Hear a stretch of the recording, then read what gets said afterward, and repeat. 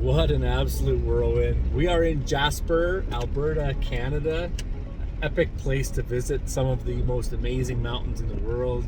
Like Banff, only cool. People in Banff will be mad at me for saying that. People in Jasper will be mad at me for saying that because they don't want people to know that.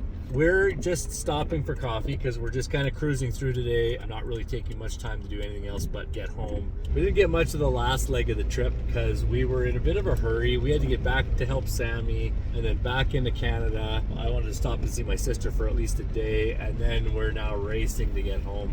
In the process, we do want to stop and talk about our trip to the dentist in Mexico. So today, that's what this video is going to be all about. But let us get a coffee. While we're getting coffee, you get to see some of the amazing sights we've seen since we left. I think it was Las Vegas was the last time we really filmed any update or anything. Probably, yeah. So you'll get to see the time lapse of that trip back to here. And then we'll come back and we'll tell you all about why you might want to go to the dentist in Mexico or why you wouldn't. Sounds good. We're going to grab a coffee.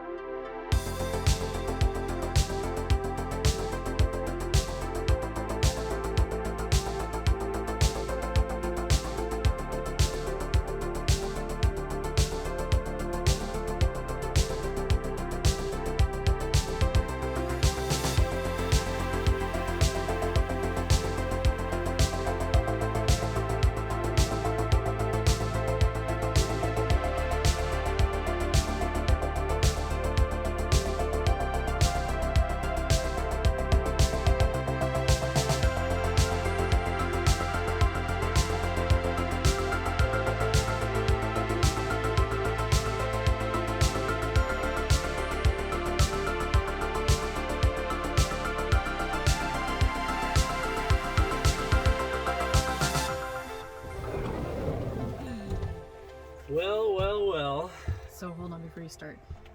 Here's the notes. I was thinking of starting off with this part, and then we can like talk about, like, you can jump in of stuff that I missed or whatever. Okay. But I don't know. I really don't think I'm going to say a whole lot because you dominate the conversation anyway. So I'll probably just sit there and like. I don't dominate the conversation, but I don't know what else to. Sure. Tell me when you're ready to start. Okay. And we can look at, like, you can hold it while we look at it. So. And we'll do like flashy titles, kind of like the Winds did in theirs. When we changed to the new subject, they had like a white title come up and disappear. All right, so we have cameras on that side, I presume. It's one of those three. One of those three. 1, 2. Camera 1, camera 2. You remember that from Wayne's World? Yeah, I do. Yeah. I was doing that the other day when you were telling me to sight something for Sammy's van. I was like, oh, that's right, but you're using the wrong eye. You're opening this side and it needs to be on that side because you can't get your head close enough to it. Anyways, so we are going to be talking about our Mexico trip, why we go down to Mexico for our dental work. One of the biggest reasons is, as fellow Canadians know, dental work is not covered by our healthcare system. Let's pause real quick. A lot of people say, oh, Canadian healthcare is so wonderful. There's a lot of things that aren't covered, and dental is one of them. And we were down there and they're like, you're Canadians. Why would you be down here for dental? Isn't it free? And no, it's not free at all. And on top of that, the type of dental work that we each need are dental implants, and that's very pricey. Typically in Canada, it ranges anywhere from $4,500 to $5,500 just for one tooth, including the post, the crown, any other additional fees that they need.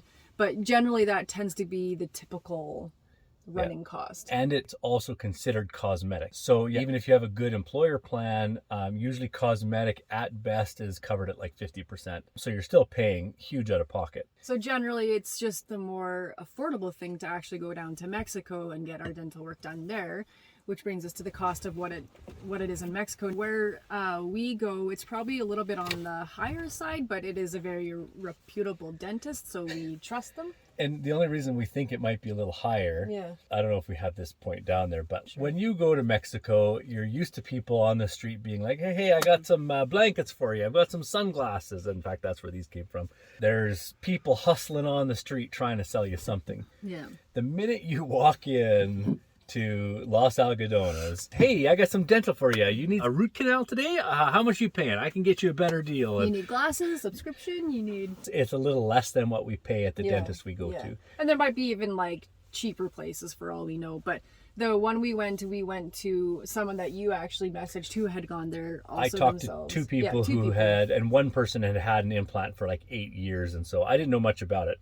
But at that time I thought, well, if it's still good 8 years later, it can't be too bad. So cost for the post of the implant in Mexico is $900 US, and the crown is $600 US. But the other thing too is there's crowns. You can get everything from a simple crown, I think it was about $200 US, up to the fancy ones, which are $600. Because we're saving on everything else, we figured we might as well go with the more expensive ones. They're supposed to last better, not chip as easy. There's a number of reasons why they're considered better, but the options are identical down there to what they are at our Canadian dentist and to any American dentist. So essentially that's why we go down to Mexico, because it's just, for us, it's just generally cheaper. Plus we can get a vacation out of it, get our dental work done, and it still be cheaper in the end for having the work done in Canada. Now the implants that we need, people are like, why do you need so many implants? Well, for myself, I had baby teeth that never came in, so they needed to be replaced with something adult-like, and so implants were the best option for that. And then Eric. So I had a friend growing up who was a fight picker. If you're watching this, you know who you are. And big fight down at the Pizza Hut parking lot. There was like 150 people.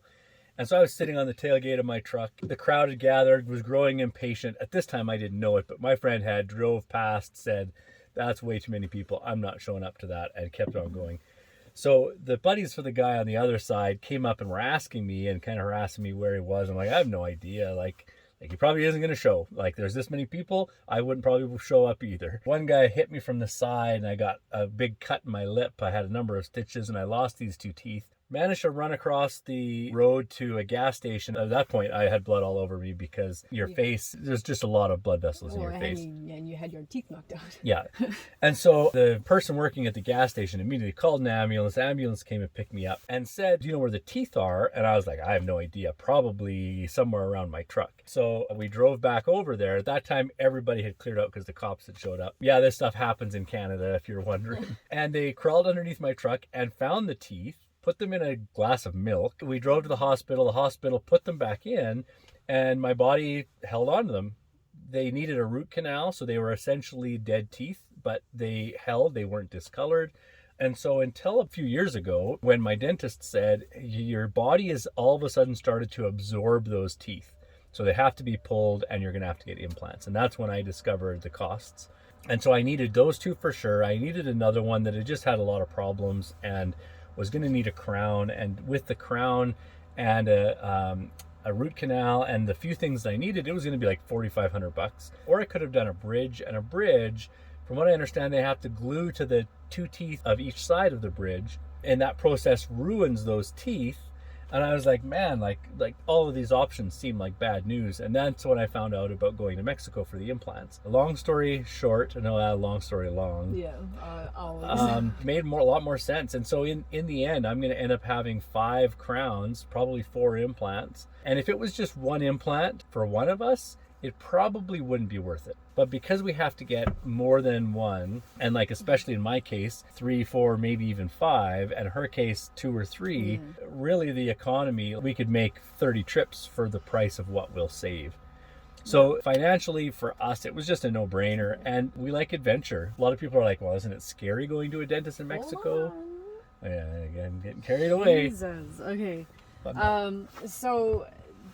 The other question that we are a regular gong show, if you haven't noticed already. Talking so much. Okay, so where in Mexico do we go? Now there are probably lots of places in Mexico that you can go, but the place that was recommended to us was Los Algodones. There's also, we just heard, another place further in from there that is like the mecca of like getting dental work done and eye prescription stuff, right? I don't know where it is, but yeah, it's supposed to be like Los Algodones is like a tiny little couple blocks by couple blocks town, and we don't know this is just kind of something we've heard now, that there's a bigger town with a lot more concentration of dentists and stuff like that receive like buses of people from all over the US. So we need to explore that still. But I mean, Los Algodones, the prices there are phenomenal, and accessibility is probably the greatest thing. I'm not going to talk. Okay. I'm stopping myself. Okay, so that comes to how do we get there? The nice thing about where Los Algodones is it is basically right across the border from Yuma, in fact. So a lot of times we will drive down to Yuma, stay there in a hotel, because it's like not fun to stay in the heat in a van. Yeah, a lot of people will be like, oh, you get a hotel, that's van life cheating. And it's like, yeah, okay, then we cheat. Then we totally cheat. For those few days we cheat. It's about 15 minutes from Yuma. So you drive to, there's a casino just out of town at the next interchange. You go south from that to the Los Algodones Yuma border, and there's a massive parking lot, probably like 7,000 car parking lot. You park there. There's an ATM on the U.S. side. It's $10 a day, I think, U.S. or something. Yeah, 10 or 7 or 8 or 6, something like that. Totally reasonable. And then from there, you just walk across the border. It's maybe like 200 meters. For Americans, that's like 250 yards, maybe 300 yards. Yeah. And the first time we did it, we come into the Mexican customs. Mind you, we came in the summertime when it is not peak. That's something we should have added to this list. Summertime, those dentists are dead. Because nobody it's like wants to 50 degrees, nobody wants to go. But we kind of had an emergency. I had to get a specialized root canal, so we just planned it and went, and it was like 53 degrees that day. But we walked in, and like the scanners are there and everything. Yeah, it was empty. There was nothing. We had our passports out, and we just kind of walked through. We come out the door on the other side, expecting we might startle someone and get into trouble, but nothing. Like there was nobody there. The funny thing is too, we had our passports ready, and I'm like waiting to like give it to some customs guy, and then this guy like from the other side was like peeking at us. He's like, "What are you doing?" I'm like, "Well, do we need our passports?" He's like, "You don't need your passports. Come in." So we just like walked in. For our first time experience, it actually went really well. But now that we've gone in busier times, because we've now been like fall, I guess, when it starts getting busier. Yeah. Again, we avoid because it's And winter spring. season. Yeah. When everybody goes, Yeah, and so- like there's bus loads of people that Yeah, go. so now it's a lot busier, which I guess makes me feel a little bit like we are doing something weird and wrong. The other question that people often ask is it safe to... Before we get to that, Yeah. though, we need to talk about the other trips we made and the other ways we accessed it. So hold that thought. We'll start that What in a other ways, minute. though? So the first time we went down, we flew to San Diego, rented a car, yeah. and drove, parked at that border parking lot because the rental doesn't let you go across the Yeah. border, I don't think, or you have to pay something different. So we stayed in San Diego for a week. I think flights from Edmonton were like $300 each or $400 each, so it was pretty cheap. And then we crossed the border, did our dental work, and then came back. The problem with that was they needed us back like a week later, so we had to like make some adjustments to what they did. That worked out pretty good, and if flights are cheap, flying into San Diego and renting a car, it's like a 2.5 hour drive. So it's not that bad, although if you've got like fresh holes drilled in your head and a headache or are drugged up or whatever because of the procedures, you may not want to have to drive that 2.5 hours back. But that's a totally great airport. It's way cheaper to fly into there than Yuma, we found. Phoenix was the other alternative, but I think Phoenix was the same distance and San Diego is on the coast and more moderate. So that was what we did the first time. Second time we drove down, stayed in Yuma, which worked well, but you have to get up in the morning, drive, park, cross the border, go through customs on the way back, drive back to your hotel, which isn't a bad thing, but there's a level of work there. This time we actually drove across the border. Yeah, with our vehicle. And stayed at a hotel on the Los Algodones side. And the hotel was great. I wouldn't say it was great. It was good. It was good. well, but I mean, it was great for what I would have expected cheap hotel in Mexico to be like, because like the water in the shower didn't drain very well. It was clean. Our only complaints was that the Wi-Fi was garbage in our room. Yeah. And but I mean that's a minor thing, and the shower didn't drain, which like again, your shower was over 7 minutes long, it would start to overflow. But there were people like from America coming in nonstop, like to that and there was a hotel nice pool, there was a nice courtyard, there was a restaurant in there. Although we even walked, it was like 8 or 9 p.m. through town to a different restaurant. They are a little bit more intense when you cross the border into Mexico with your vehicle. Oh, So yeah, they'll bring dogs in like sniffing for drugs, and they'll like get you to step out of your vehicle so they can search through it. Nothing too crazy, but definitely a lot more involved than it was when we just walked across. So that was the 3 ways that we have gone into Mexico so far. Now going back to, is Mexico safe?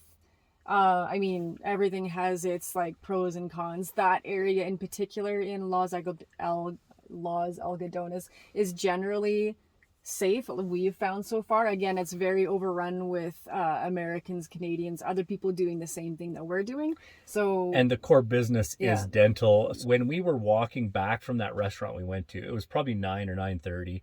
There was like 2 teenage girls riding their BMX bikes around on the street.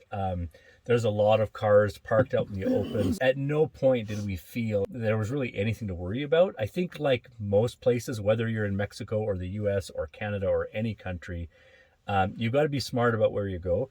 And if you're not comfortable there, then you probably shouldn't be there. If you're smart about it, I can't see Los Algodones having any more risk than really anywhere else I've been in the US or Canada. Again, you're as safe and smart as you choose to be. Like, if you do stupid things, you're going to get yourself into trouble. If you're smart about what you do, where you go, who you hang out with, you're going to be generally safer. It's just kind of common sense in the end. So we've never felt like our safety was in peril or anything like that. So generally, I think it's a safe option. How do we know the dentists are good? Well, we did our research beforehand. We did get some feedback from other people. That's another good thing to do, is ask around who else has had experience with the dentist that you're interested in. Our dentist in particular, it's a mother and her 2 daughters that run it. They're all dentists. They were all trained in the US, so they went to US dental schools. The implant system they use is the one main big implant system. So really anywhere in the world you go, you'll be able to find a dentist that recognizes it and can fix things if something's wrong or if it needs an adjustment. They'll even bring in a surgeon. I don't know if they were just out of town or something, but they it's brought a off surgeon. season, so I think that they kind of hire in expertise. But the guy I had, Alejandro. He was pretty cool. He asked if he could put on music while he did it, and I was like, if it makes you do better work, then do whatever you need to do. Yeah. And it was a great playlist. Yeah. Yeah. I've been so far impressed with their level of professionalism. Like, I've never felt like, oh my God, like, we need to get out of here. Are they like, making shortcuts? yeah. No, the cleanliness is the on cleanliness point. is there. The professionalism is there. When you go into the dental clinic, it's a very clean establishment. Like, I think it's nicer than like my dentist in Edmonton. Either way, you don't walk in and be like, I'm clearly in a Mexican dentist. Like, it's very good. Whenever I mention Mexican dentist, people always envision a seedy alleyway into what looks like an old rotten barber shop with like mice running around on the floor. And there probably are some like that, but not the ones that... I mean, seeing the ones we've seen, I don't think there's any like that. Like, to be fair, there's some like that probably in Edmonton also, though. Yeah. Big time sketch fest in places. Yeah. In all, like, the dentist was great. Yep. They're well trained. They follow safety protocols. Yep. You see them opening the sealed instruments. They have dental standards in Mexico that are the same as what they are in US and Canada. So if they want to keep their licenses, they have to. This isn't just some back alley deal kind of thing. Yeah, they're definitely like trustworthy. Yeah.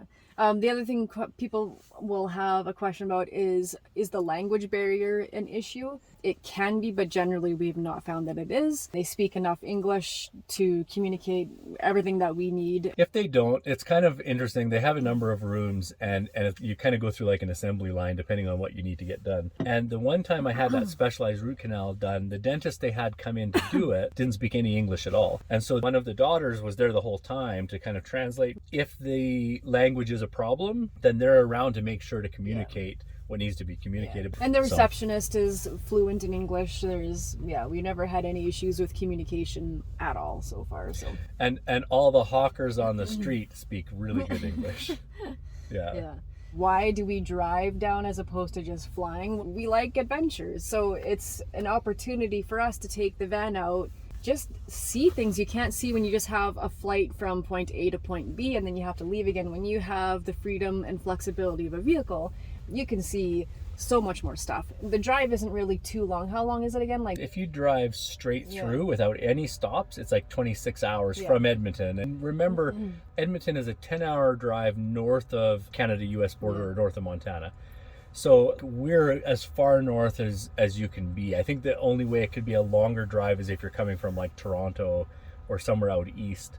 My recommendation, if you're going to drive, take a different route every time. There's so many different routes you can take. I've driven the Utah-Arizona corridor tons and tons of times when I was younger. And you kind of think that's what the Western United States looks like. Then I drove the coast. I'm like, this is quite different. Then you go through Death Valley. Then you go through northern Nevada. Then you go through Idaho. And I tell you, there is so many spectacular sights to see. Yeah. I would say never take the same route twice. Yeah. Until you've done them all. We haven't really, right? Like, little legs of highway. Yeah. But yeah, I mean, the one from Las Vegas to Yuma there's not a lot of other options there. You could, but it would make it quite a bit longer. Yeah, that's why we drive usually. And we kind of figured that for some of the stays that we needed, like they said that you needed to stay a week for the healing time in between the two appointments. Our next trip we will, for sure. So you would have to, like, for the flight and then the cost for the hotel for the week and then the flight home again, it was generally almost a wash for the gas and driving down. Now, unfortunately, gas prices are ridiculously high right now, which doesn't help at all. But even this trip, that wasn't that far out. What did we figure we spent on gas? By the time we get home, it'll be 1,500 Canadian. Yeah, Canadian. So that's about 11 or 1,200 US. Yeah. So split it between the two, that's like $600 for getting down there, which isn't really that big of a deal. Again, plus we're getting the vacation out of it. That's what flights were to San Diego. We're about $500, $600 right now. So and let's face it, you don't really want to spend a week in Yuma. No offense to Yuma or anything like that, but there's just not a lot to do there. Whereas San Diego, you have lots to do. So if you like to golf, or if you like to park your RV in an RV park, Yuma is great.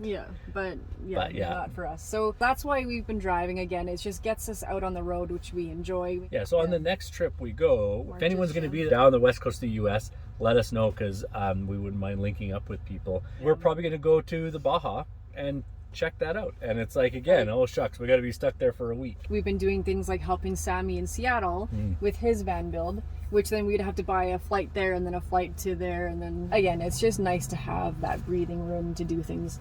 I'm not sure there's much else we need to talk about. It just says crossing the border, which I feel like we've covered, but I wouldn't hesitate to drive across. In fact, I think I would prefer that over going to Yuma to stay. The nice thing too is when you stay in Mexico, all you have to do is wake up and walk to your dentist appointment. We didn't even talk about that. Yeah. Like, it was great. I woke up an hour before my appointment. I was able to shower and kind of relax and sit and do some stuff. And then like 10 minutes before my appointment, I walked the 5 or 6 blocks to the dentist. It's handy being there. And again, like, there's enough American people and Canadian people doing the exact same thing that we are, that we didn't ever feel like. Yeah, half the people I passed on the street were obviously Americans or people who are, you know, not native to Mexico, just doing whatever they were doing, whether it was an appointment or people nod and say hi, and it was. So all in all, we enjoy it. We're not saying do it. We're saying that's why we do it.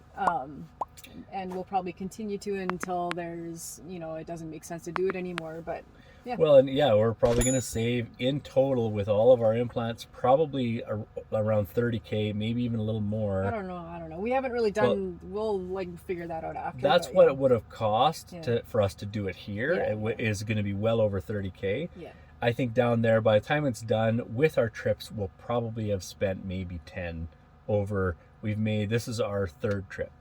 Yeah. And we have one more to get our crowns.